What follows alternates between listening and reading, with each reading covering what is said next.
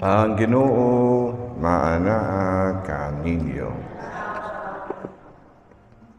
Ang Santos nga Ebanghelyo sumala ni San Mateo. Unya misugilon si Jesus ug usa ka sambingay ngadto sa nakadungog niini. Niadtong tungura hapit na si Jesus moabot sa Jerusalem. Kung naghuna-huna ang mga tao nga hapit na mupakita ang kingharian sa Dios. Busa miingon siya, may usa ka tawo nga harianon nga miadto sa usa ka layong nasod aron himuong hari. Ug unya mopauli siya sa ila. Sa wala pa mo siya mugikan, gipatawag niya ang iyang napulo kasulugoon ug gitagaan niya ang tagsa-tagsa kanila og kwartang bulawan ug giingnan sila. Ipatigayon ninyo kini samtang wala ako dinhi. Apan gikasilagan siya sa iya mga katagilungsod, busa nagsugo sila mga tao pag-apas kaniya aron sa pag-ingon, dili kami gusto nga kining tawhana mo ay maghari kanamo. Apan siya nahimo gayong hari ug unya mipauli. Ipatawag dayon niya ang iyang mga sulugoon nga gitagaan niya ang kwarta aron hisayra niya pila ang ilang ganansya. Ang una miadto ug miingon, Sir, nakaganansya akong napulo gikan niadtong puhunan nga imong gihatag kanako. Ug miingon ang taong halangdon, Mayo, buutan ka nga sulugoon. Sanglit kasaligan ka man sa gagmayng mga butang, pialan ko ikaw sa napulo ka syudad. Miadto usab ang ikaduhang sulugoon ug miingon, Sir, nakaganansya akong 5 gikan sa puhunan nga gihatag mo kanako. Ang agalon miingon kaniya, pialan ko ikaw sa 5 ka syudad. Ug ang ikatulong sulugoon miadto kaniya ug miingon, Sir, ania ang imong kwartang bulawan. Giputos ko gayon kini sa panyo kay nahadlo ako kanimo tungod kay ikaw istrikto ra ba.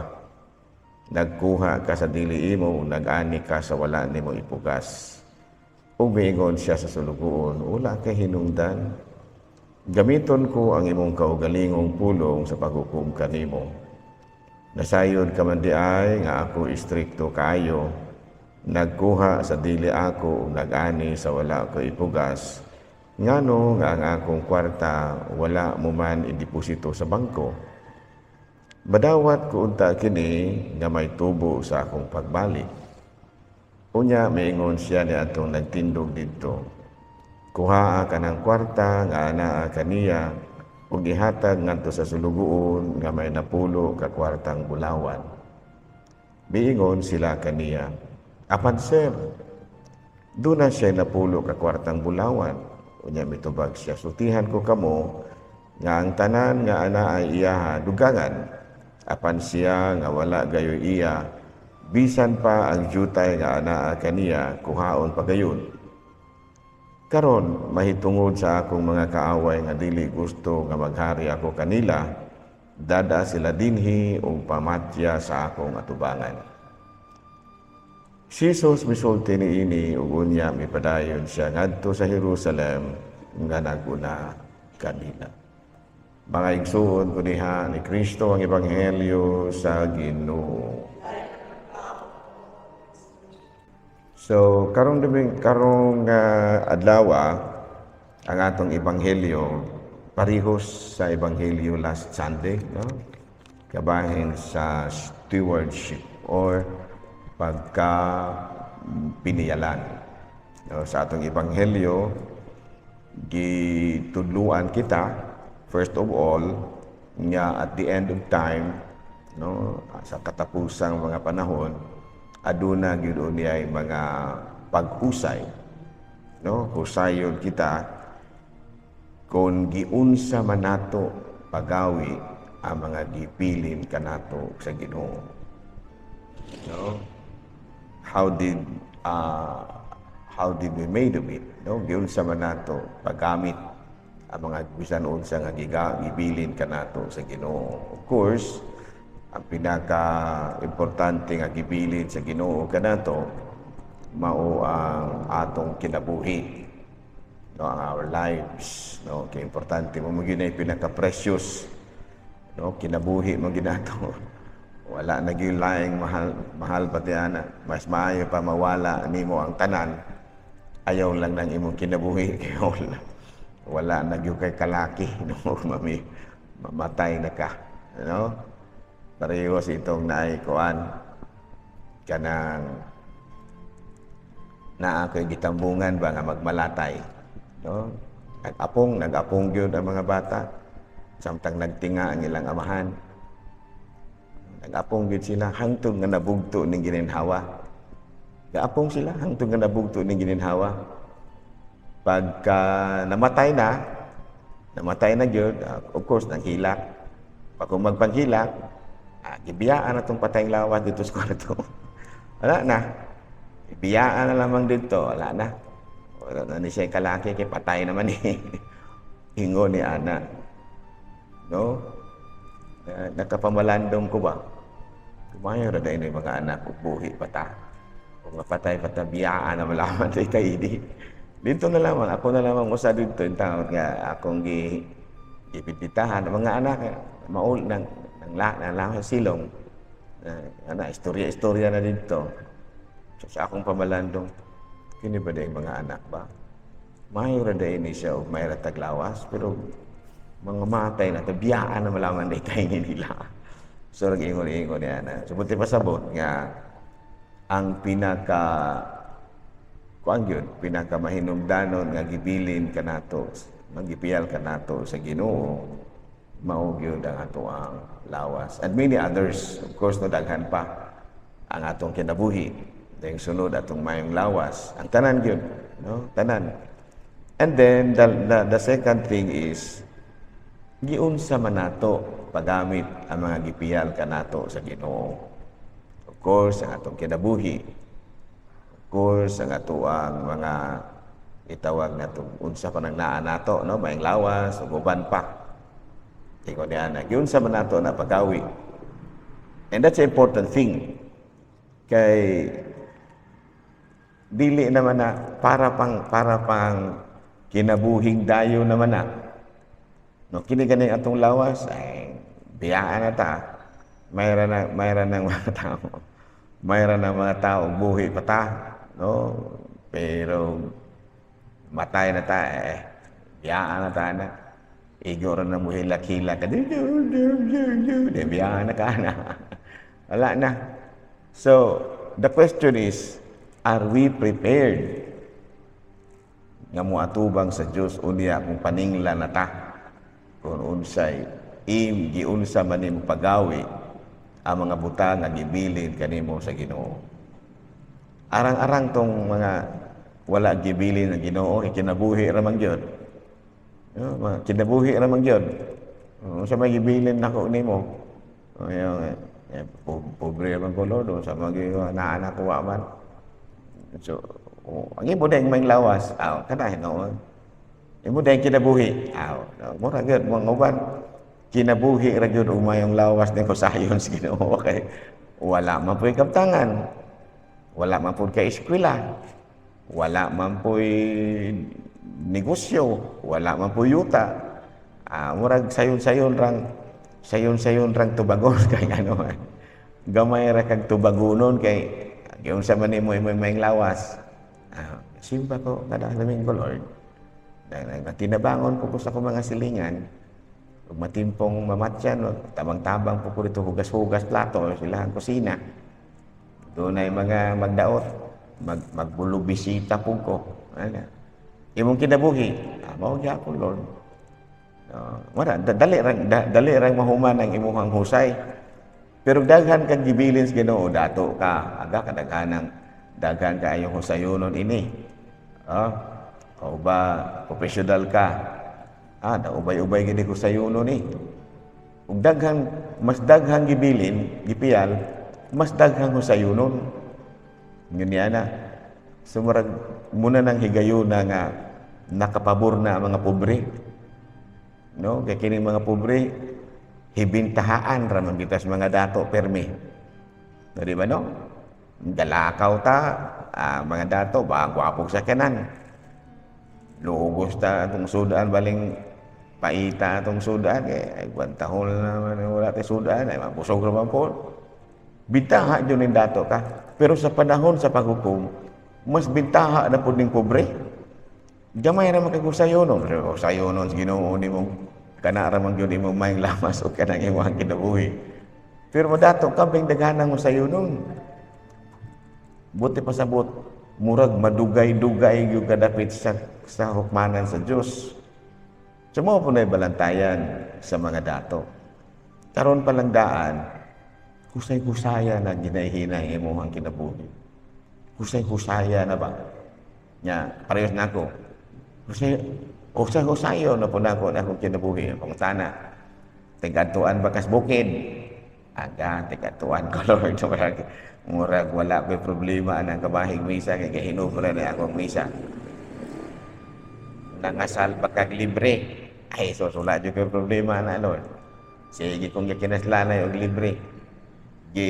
Libre pa ganin na akong buda ng uban. Namunyag bakag libre. Ay, sos ko, Lord. Perting libre has bukid akong bunyag. Walay bayad ng bunyag dito. Wala din na yung problema dito, Lord. So, medyo ako na daan ko, gihusay-husay akong kaugalingon. Sumaupod mo, husay-husaya po lamang daan ang inyong kaugalingon. Masaman imuhang kinabuhi, no, nakaservisyo bakas Ginoo, servisyo ko, Lord, nilhig ko. Oh, very good, very good. Ingon niya na, masaman, yung mga silingan, pakitaan ba ni mo kayo? Oh Lord, nakisilingan, ako gani dyan gabuhi. Kaya dili naman makapangitang pagkaon. Ako na namin nagbuhi. Uy, mayo, ana. So, ingon niya na, kinahanglan nga, muhimo na ka o gitawag sa in English o assessment sa imo mismong kinabuhi. Kaya mo abot yun ang panahon na. Moabot yun ang panahon na. Ako ang hinahinayan kung nag-assess niya ako kinabuhi kay mabudlay ug adto bata didto sa atubangan sa Dios, waswasan ka didto ug sa imong mga maayong buhat ug sa dautan.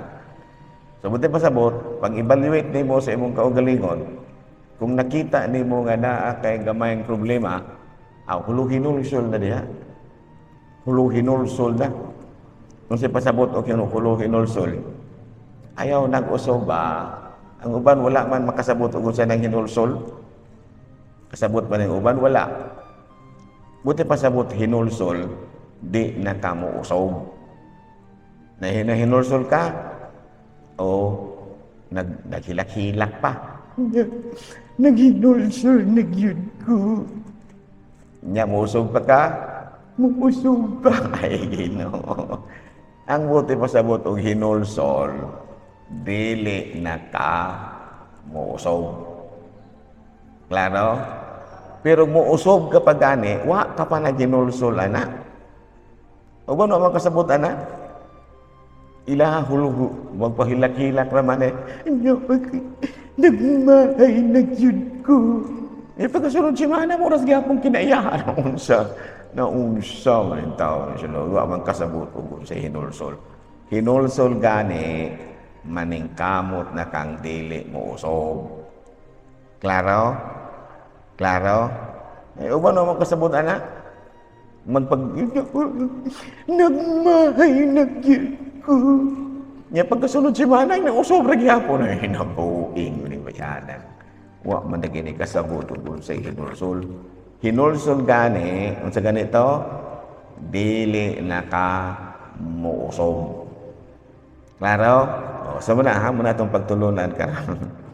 First, no, narabatas Facebook. Kung sa mayroong pagtulunan, a time will come nga husayon kita sa Ginoo, whether we like it or not. Nya usa may husayon sa Ginoo nato, kung giunsa man nato pagawi ang mga butang nga iyang gipiyan kanato. Nya usa man ang mga butanga, ang pinaka-precious gyud, ang pinakamahal dili mapalit sa salapi, kinabuhi. Dili ka na mapalit sa salapi na sa usaon pagkakakwartahan. Number 2, maayong lawas. Number 3, maayong relasyon sa Dios, sa atong isig katao o sa atong kaugalingon. Munay ko sayon, naabataan na. Ug mawala, di karon padaan kay gaginhawa pa man ta, maghinay-hinay na tag huluhinulsol sa atong sala. Kung sa ganito hinulsol, dili na ta mo usog. Klaro? Nga naman, aron pag-abot sa panahon nga moatubang nga kasukmanan sa Dios, magngisi-ngisi ra ka didto, di ka kuyawan. Di ka kuyawan mo atubang mo nang uban mahadlok sigurong mga matay. Kaya wa man makaandam. Kung maayo ra gyud ang imong relasyon sa Ginoo, maayo ra gyud okay ra ka. Ikabatay nimo pangngisi-ngisi ra gyud ka madto dito, dili na. Dire na. Ako. Usa ko lain ikaw ra usa diha, dire na. Okay, evaluation ta. Libro sa kinabuhi.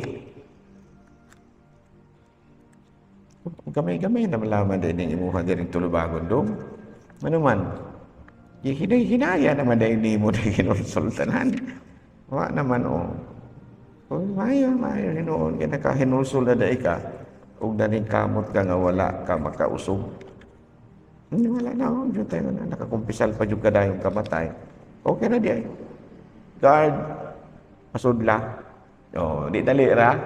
Nga naman, imo naman dahang gihuno-hinulsulan. Pero, wa mo kay hulo-hinulsol. Moras giyod gihapon ang imong kinaiya, namatay ka na lang. Imo kabubuton kay nga naman, kabalo naman ka. Because, ang paglukso sa impyerno is your decision. Ang imong pagka-impyerno, imo ng desisyon. Dili na desisyon sa Ginoo. Imo na. Ikaw mismo mipili nga maimpyerno ka. Nga naman, kaya nakabalo man ka kung unsay maayo, unsay dautan. Kung imong gilikayan nga makabuhat kag dautan, mipili kag langit. Pero mibuhat yung kag dautan, mipili ka sa impyerno. Ingon niya, manindong palihog.